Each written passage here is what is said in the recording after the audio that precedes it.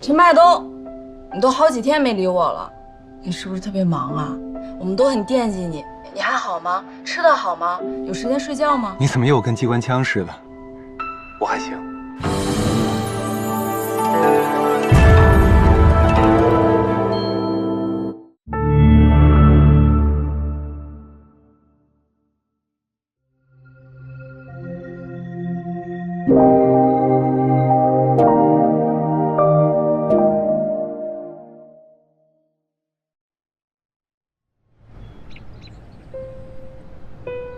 第一次知道人会死，是在我父亲的葬礼上。父亲有9个兄弟姐妹，生了40几个子女，所以那天我见到了数不清的亲戚。给父亲上完香，回头看见一张张相同模子刻出来的脸，差点笑出声。但赶紧憋住了。再小的年纪，也终究知道，在别人哭的时候笑，是不对的。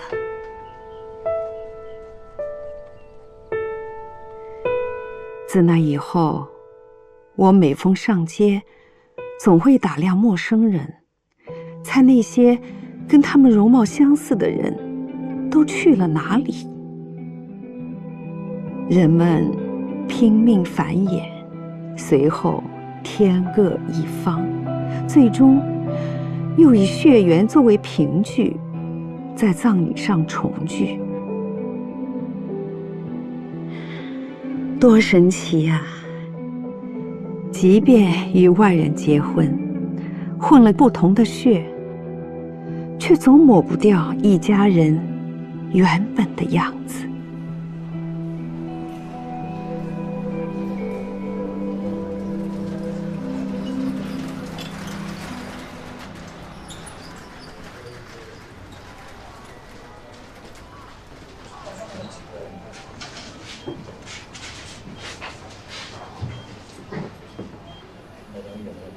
你就是病人的紧急联系人吧？我是。奶奶怎么样？刚从 IC 里面转出来，情况还算稳定。一会儿再做几个检查，观察24小时之后，我们再聊。辛苦了。应该的，进去看看吧。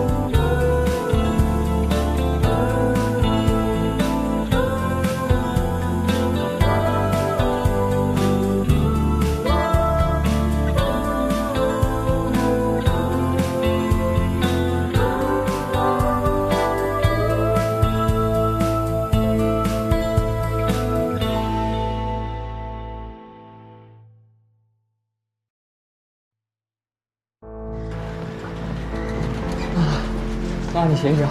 妈，你醒醒！妈，家属不冷静，家属不冷静，妈，走出去！你们一定要救活我妈！妈，你要坚强，我就在这儿守着你。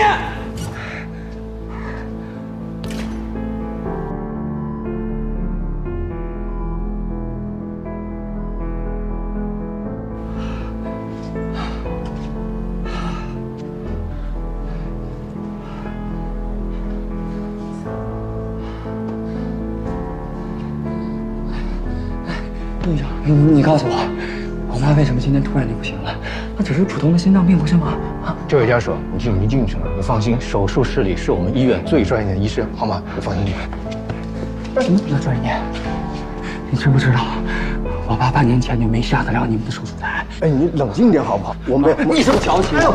你冷静点。你说话！我告诉你啊，你们谁也别想欺负我！坐，放开！冷静点！我告诉你啊，今天我妈有个3长2短的，我绝对跟你们没完！听见了吗？听见了吗？我跟你说话呢！方医生，没事吧？我扶你。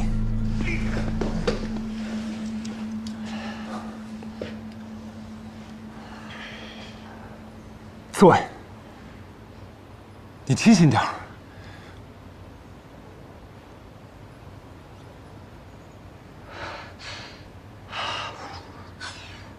沈白东，我爸没了，我真的不能再没有妈了。我求你，你帮我求求他们，救救我妈，啊！我求你了，求你了，求你。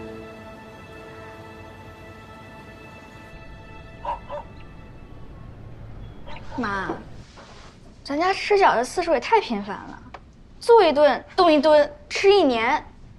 给什么吃什么是为人儿女的基本礼貌。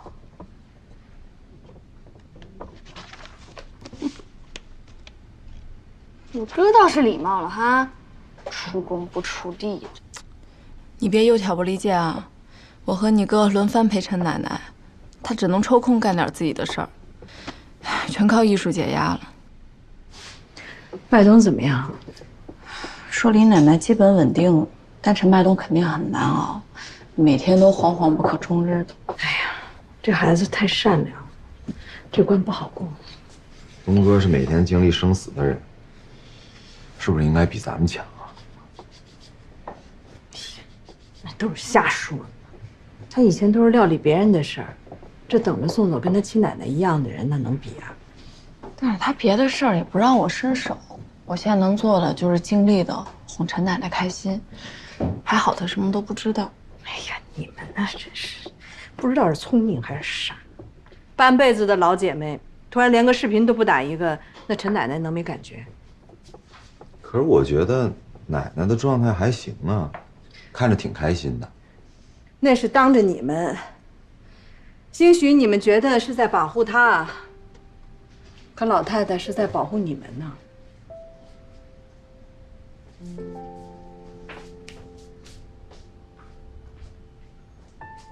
你知道吗？自从我爸走了之后，我妈就一直缓不过来。我好不容易想当回孝子，安排我妈出去旅游一次，她高兴的呀，恨不得提前1个月就欢天喜地的准备，还到处跟人说托儿子的福，奢侈一把。而临要上飞机了，心脏病突然发了。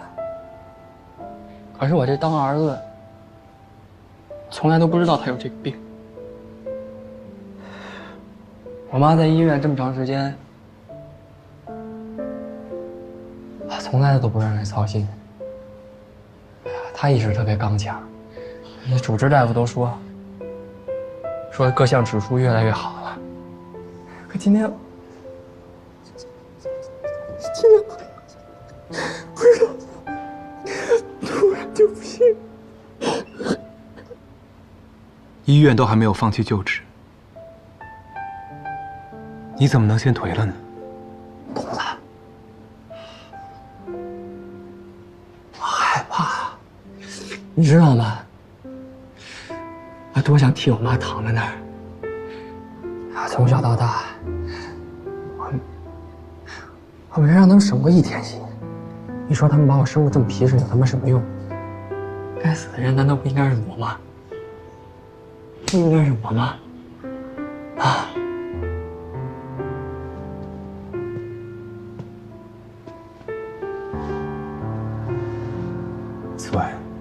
既然你父母给了你一副百毒不侵的身子，你就不要辜负他们。等过了这关，你出门还是横着走。想跟我打架，我都陪着你。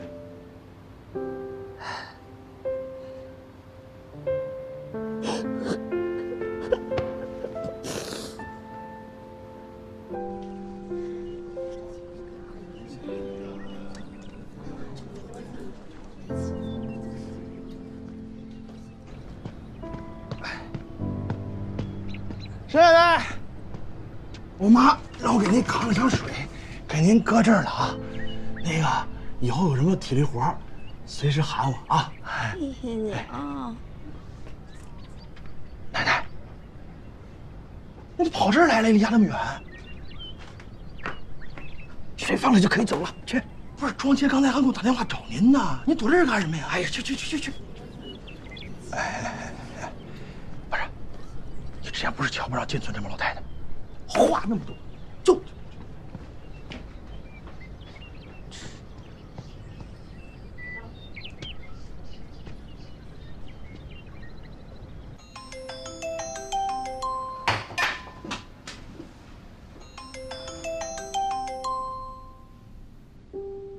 陈麦冬，你都好几天没理我了，你是不是特别忙啊？我们都很惦记你，你还好吗？吃得好吗？有时间睡觉吗？你怎么又跟机关枪似的？我还行，你们还好吗？都好，我和庄严每天轮班去探望奶奶。你们受累了？别说这些没用的，找点干货。挺想你的。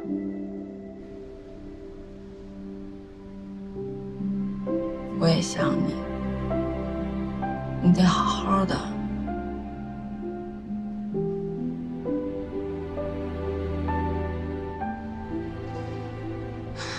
林奶奶那边有进展吗？我们是不是该做准备了？准备什么呢？什么样的准备才是对的呢？陈麦冬，李奶奶能坚持到今天，已经是奇迹了。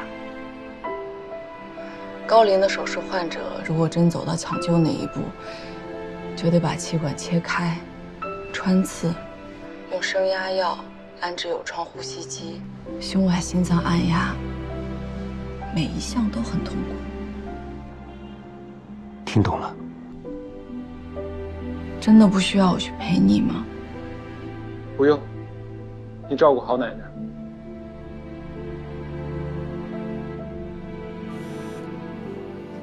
你别找我，我先回去了。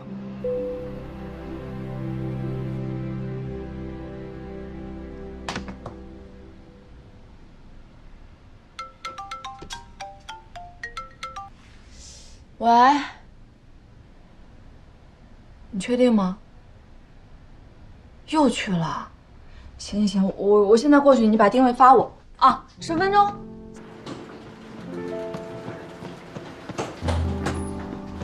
奶奶，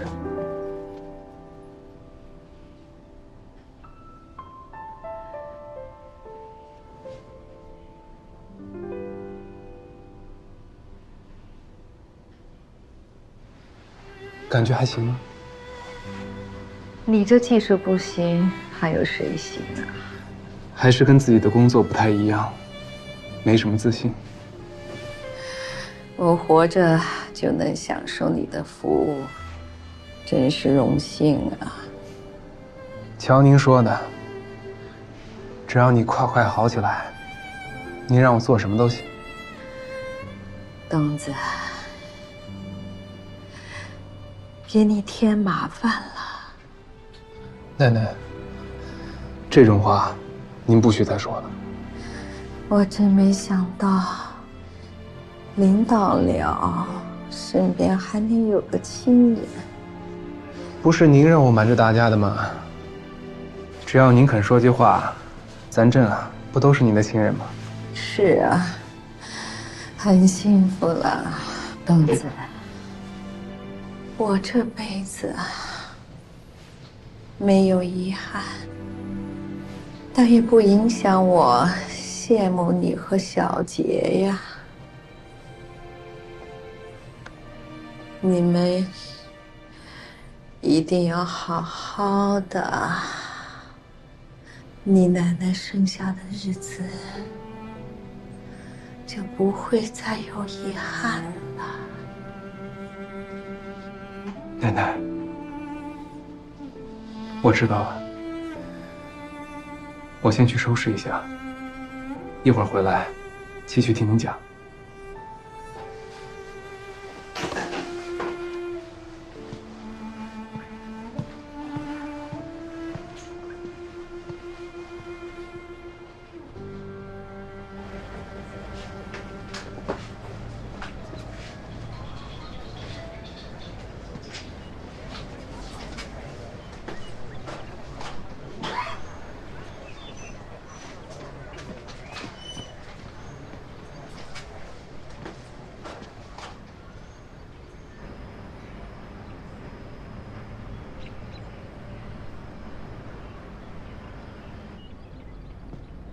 您倒是挺惬意啊，整天神神秘秘的，都找不见人。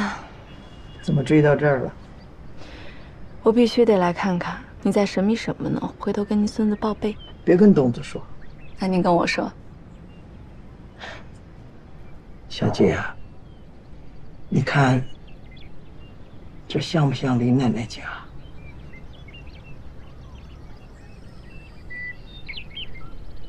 像，但不是。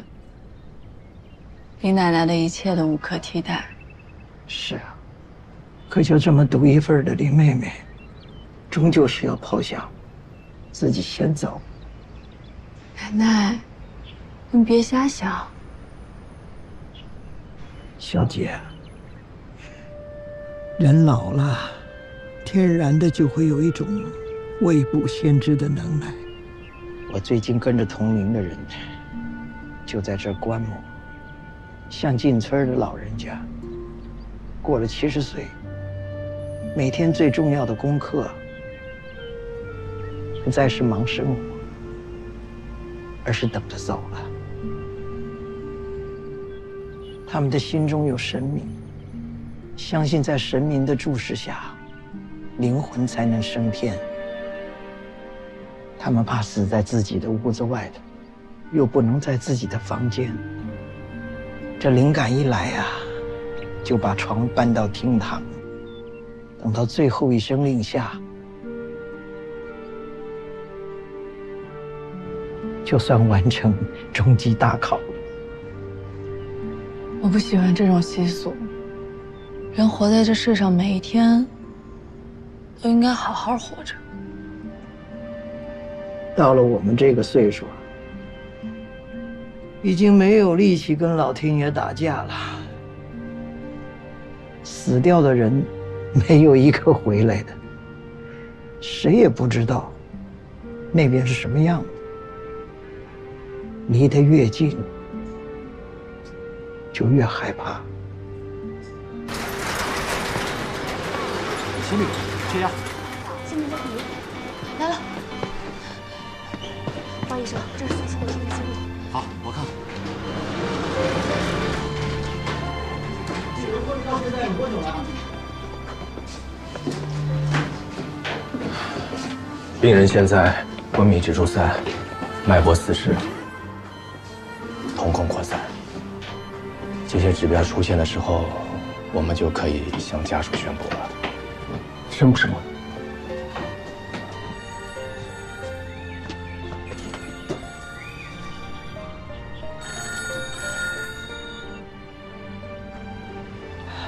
喂，我是。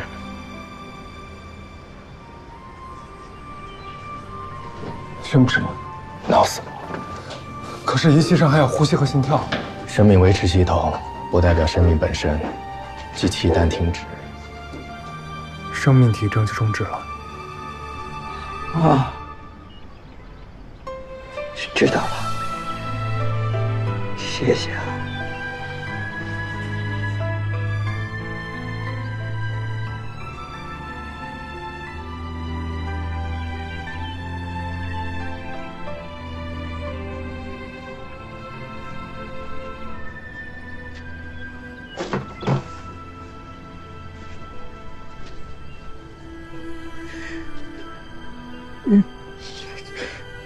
奶奶，小姐啊，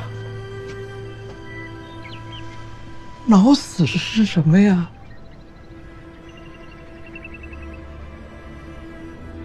林奶奶说是要等到医院最后通知的时候，我才能打开这封信。可你说脑死就到头了吗？这脑子死了，人不还在吗？我们再救救林妹妹，再救救林妹妹好不好啊？啊！林奶奶嘱咐过，真要没机会，不要强求。但我还是下不了决心。你能再给点专业的意见吗？当治疗也没有意义的时候，就不存在专业的意见了。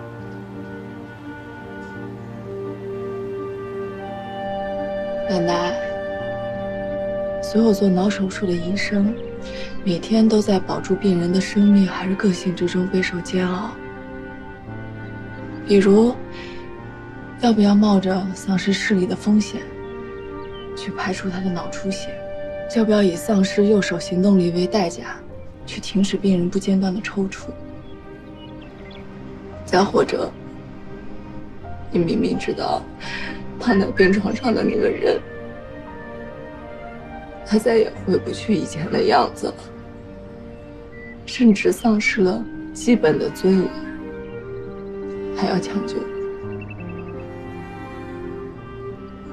你应该很清楚，永远没有最好的选择。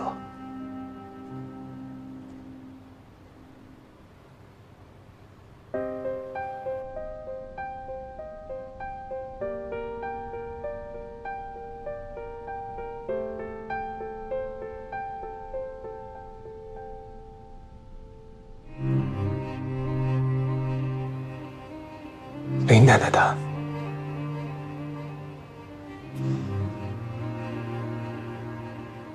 最想要的就是尊严。所以奶奶，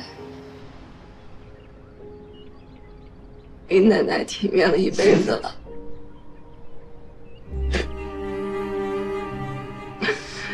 我们就给她留下最后这份尊严。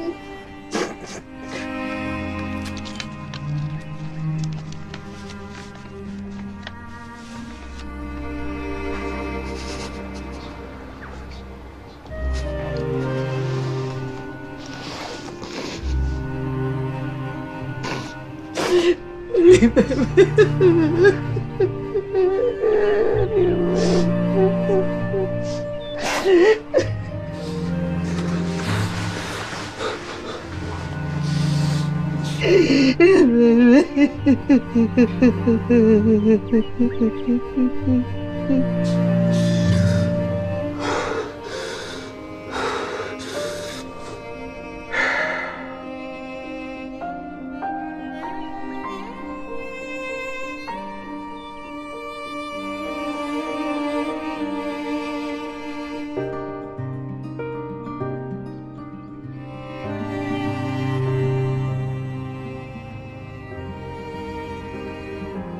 讲你也不听，年纪大了，能把自己照顾好就不错了。那什么阿猫啊、阿狗啊，那些兔子那个，你别接了。这是老猫，也没几天吧。老七家养了它10几年，就像家人一样，怎么忍心看着它咽下最后一口气嘛？眼睁睁地看着它掉毛，尾巴都细了，难过。总得找一个人给它善终吧。所以我就不爱养这些活物，好模好样的时候吧，它不搭理你，真要死了，难受好几天。这人呐，跟动物一样，总有离开的那一天的。真到了那个时候，就多想想相互搭伴儿、彼此善待的日子，也就不会太伤心了。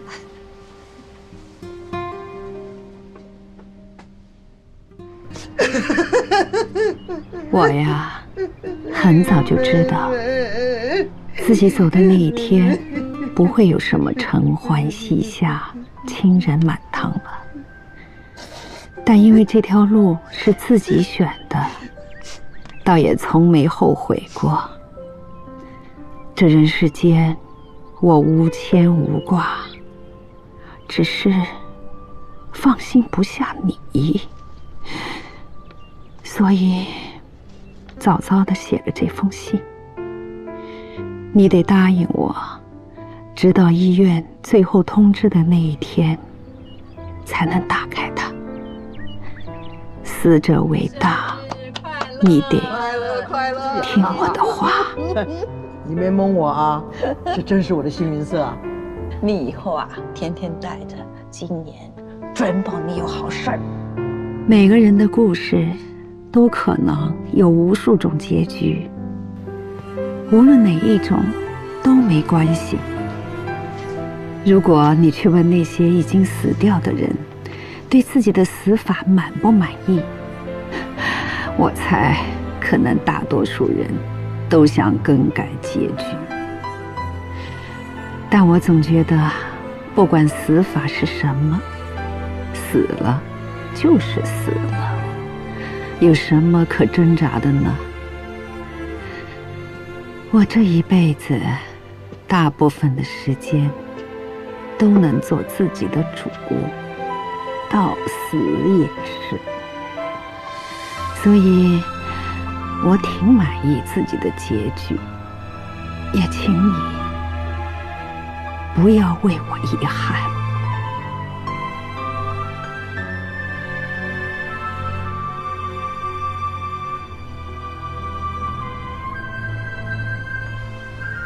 我走的第一周，你可能会接几个问候的电话，见几个悼念的访客，你别不耐烦，得允许别人关心你、念叨。天下雨就撑把伞，出太阳就晒晒被子，来什么接什么都得高高兴兴的。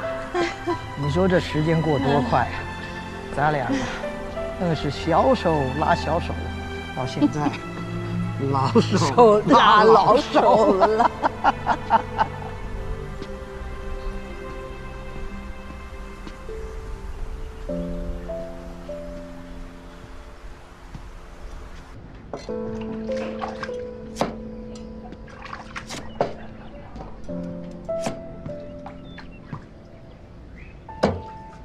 干什么？出什么事儿了？林奶奶没了。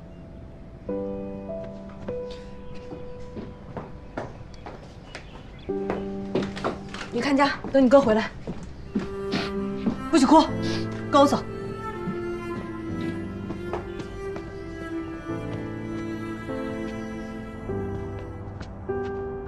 丧亲之痛，总会让人在某一刻无比绝望，觉得未来只剩下无边的孤独和悲伤在等着你。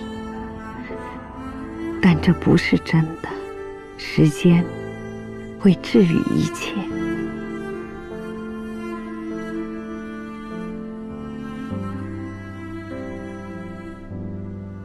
林妹妹，我来了。你来啦，正好尝尝我新学的咖啡果冻。你照片挂这儿，真搞不懂，好好一个男的，非得穿成这样。你的眼睛别往不该看的地方看，就尴尬不着你了。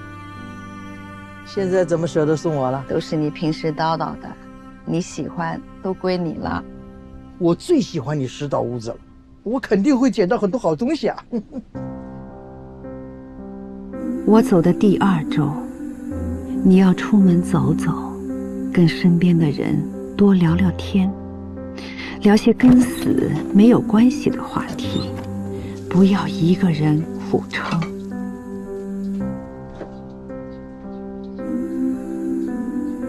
奶奶，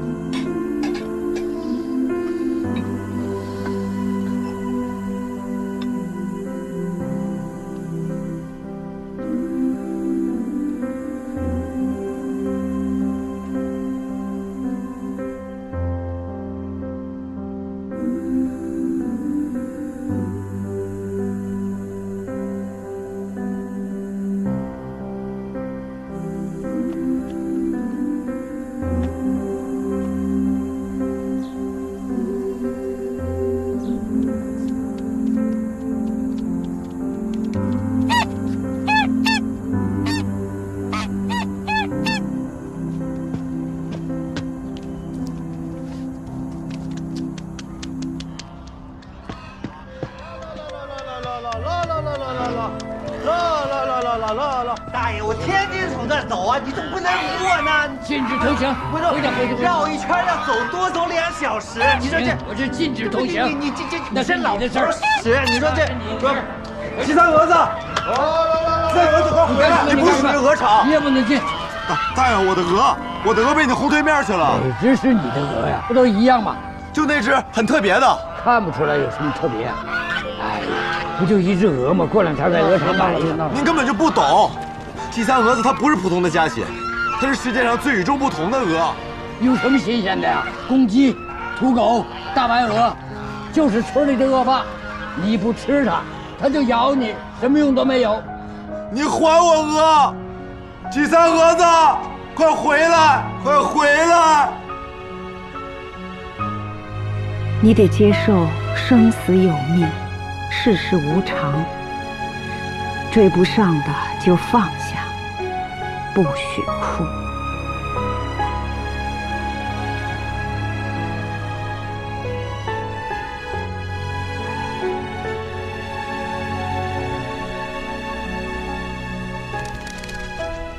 如果你实在难受，就学着深呼吸吧。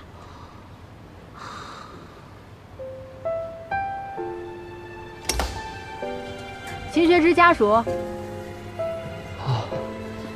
告知你一声啊，现在手术过半，还比较顺利。大夫，谢谢，辛苦你们了。应该的。我们现在的手术方案虽然很考验技术，但如果成功，会减少术后出血，提高远端假腔闭合率。你妈妈才64，还年轻呢，我们一定会尽全力的。谢谢。我一直觉得咱们女人呐，是这个世界上最坚强的生物。世上的每个家庭之所以能维系，大多要靠女人的坚韧。女人为台，才形成了史字。所以老姐姐，我相信你肯定能熬过我不在的日子。而我呢，也希望你真心地对我说一句：林妹妹，你这一辈子干得漂亮。你和我都是历经世事的成熟老太太了，应该明白，受伤力竭原本就是生活的一部分。你也不是唯一感到悲伤和痛苦的人，更不是世上最悲惨的人。说到受苦，很多人随随便便就能超过你。所以换句话说，每个人也都不是独自在承受苦难。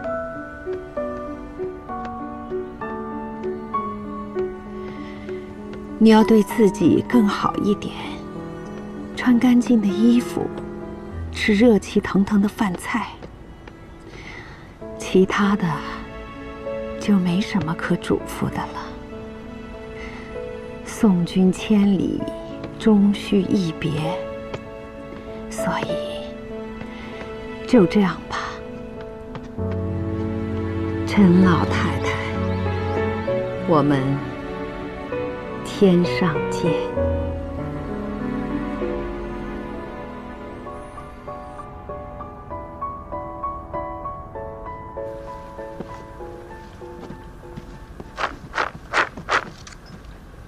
妈，咱真的不去找齐三蛾子了？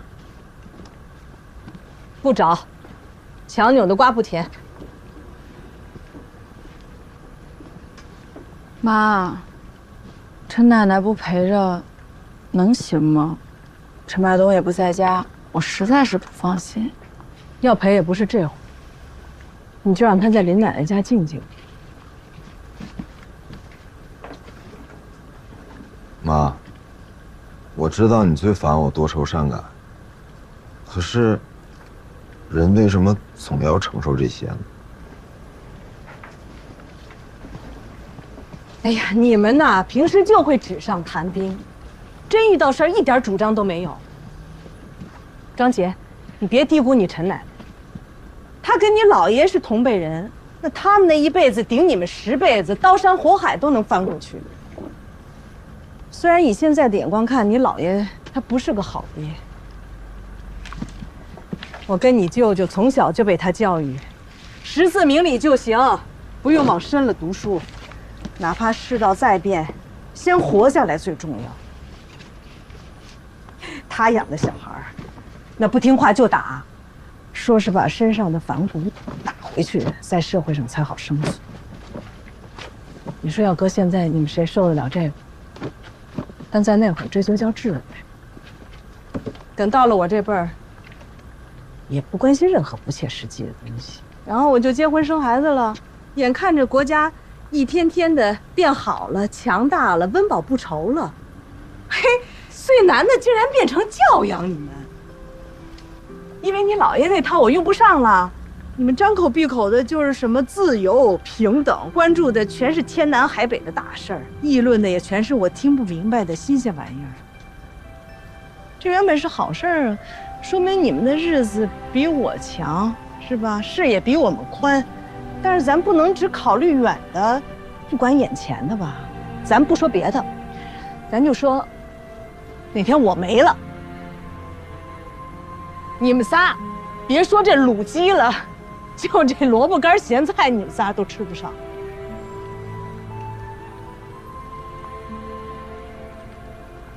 人呐，嘿，生老病死，来什么就接什么，懂得再多，不如自己经历一道，谁都逃不掉的。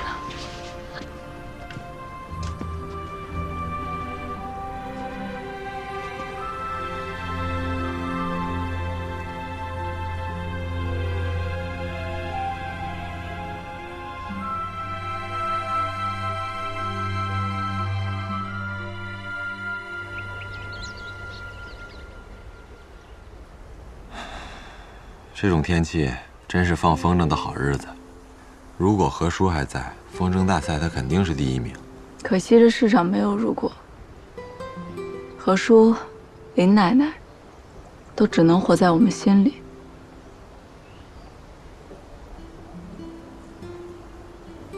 姐，东哥快回了吧？啊，就这2天。我昨天晚上听见你跟西夏姐打电话了，你是要回上海了是吗？我从来没说过我不回上海。那东哥怎么办啊？你就不问问你姐工作怎么办？在我心里，你事业远没有感情重要。爹，你这发言放网上会被称为恋爱脑或者婚驴。谁管那些键盘侠们怎么说呀？我只在乎你和东哥。没人比我更在乎陈麦豆，但是你姐也不只是个销售。正因为我是残疾人，所以我比别人更懂得医疗科技如何改变命运。你前几天不是在网上看见一个国外的文献吗？上面怎么形容呼吸机的？呼吸机重新定义了生命的终点。没错，所有生意的背后都可以有温度。我追求的不只是钱，而是希望这世上有如果。如果医疗科技再发达点儿，如果国产仪器再普及点儿，别人家的何叔、林奶奶，或许就有机会活下来，懂吗？放风筝吧。林娘娘，放风筝啦！哎，来啦！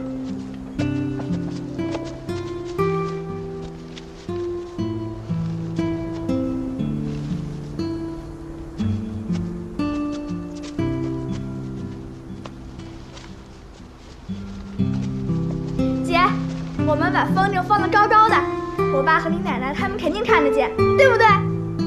没错。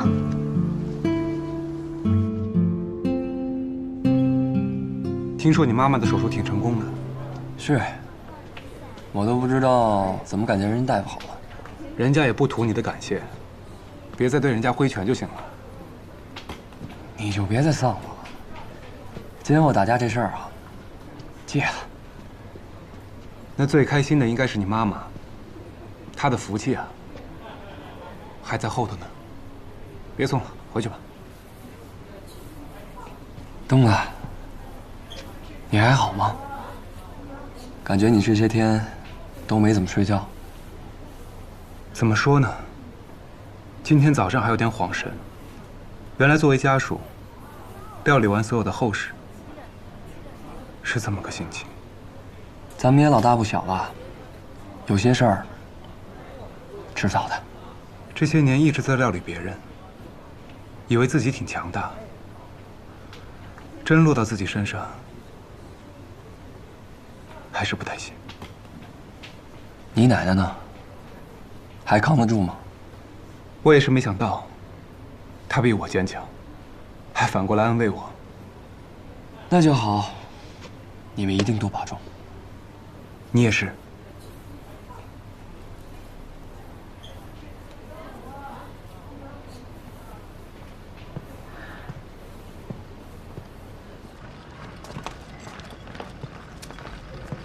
哎，听人说你是殡仪馆的。是。请问有什么事儿吗？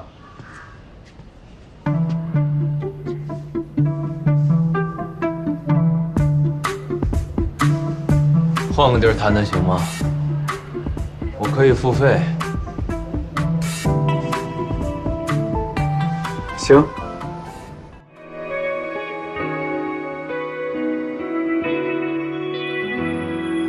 好想装作无所谓，身体里的水在和我敌对，拒绝成为偏见的傀儡，沉默以对。每个人都有心酸忐忑，痛也忍着不说，等着伤口愈合，再一笑带过心碎的时刻。面对曲折都不敢示弱，比结果更在乎经过。最好的自我，往往都不说，难揣测。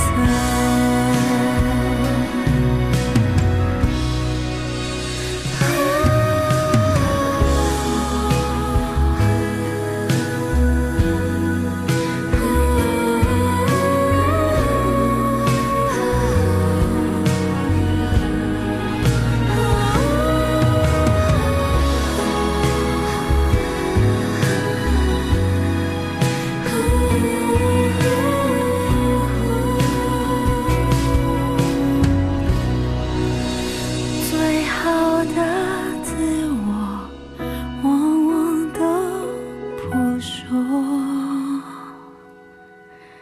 难揣测。